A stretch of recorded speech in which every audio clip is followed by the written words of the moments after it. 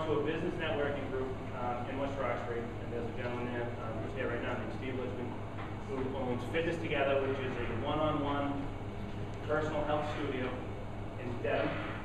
He has a few other studios as well, but Dedham is the nearest one to the West Roxbury Roslindale community.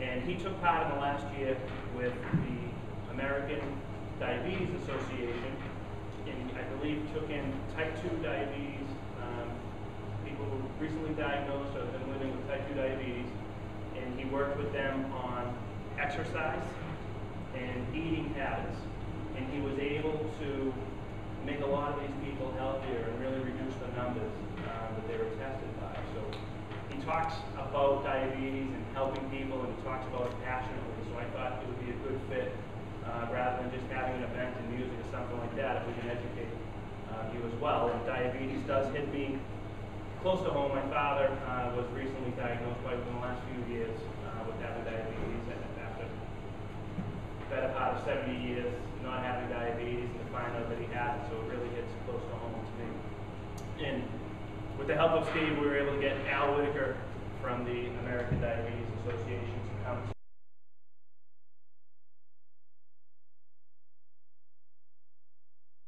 One is called type 1.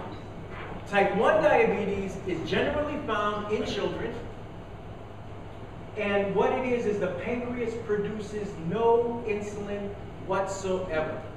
And in order for your body, in order for food to digest, you need the insulin to help that. So these folk that are living with type 1 diabetes, no insulin whatsoever is being produced.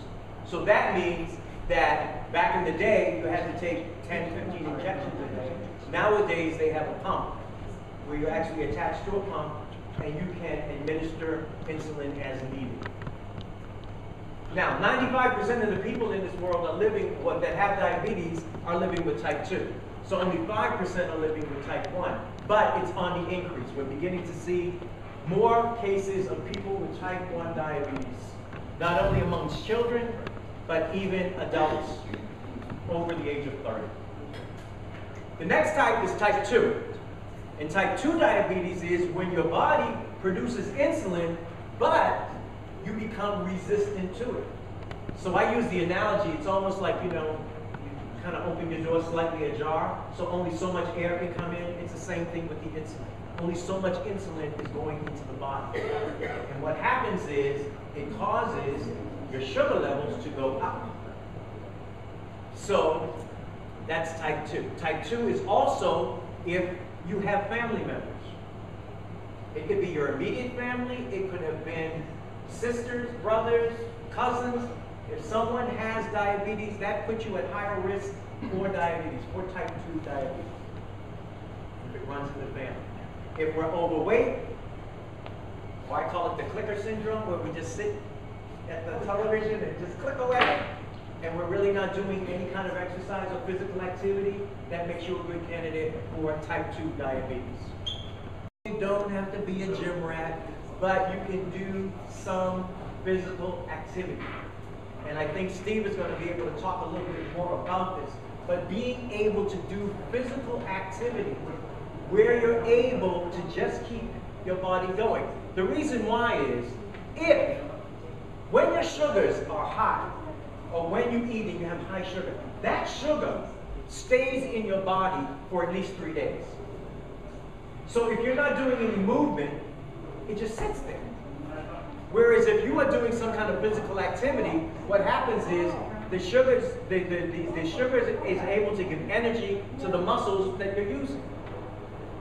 So it doesn't have to be this, arduous kind of exercise, but if you were doing some minimal kinds of movement, would really help you to kind of keep those blood sugars flowing.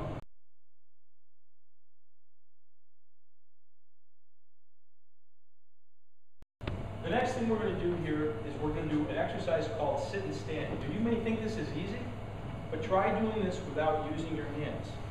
Okay? Now, I'm purposely not taking this with the arms. I'm sitting, you're sitting in your chair here, you're sitting at the breakfast table. All you're going to do is sit, stand, and sit. Right? Stand. What you want to have is your body square, right? You want to try it? Just sit, stand, and sit. Stand. If you want to put your arms out a little bit, that's good. You can push them up so you can get a little bit of blood going, that's fine. Right? Right? Good. Keep your back straight, right, as you're going up.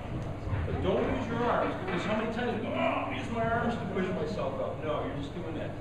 Now you do about 10 or 12 of those. You're feeling it, right? You're feeling it in your legs. You're feeling your heart rate go up a little bit.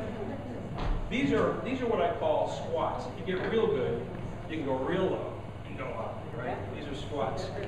So I'm going to tell you that the ADA has a wonderful website. And what's really interesting is what Al said. Al, what you said was beautiful about balanced meals, watching your carbs, and getting exercise. It's really common sense. And we preach and we teach the same types of things in our business, that if you can just find a way to have small, frequent meals throughout the day,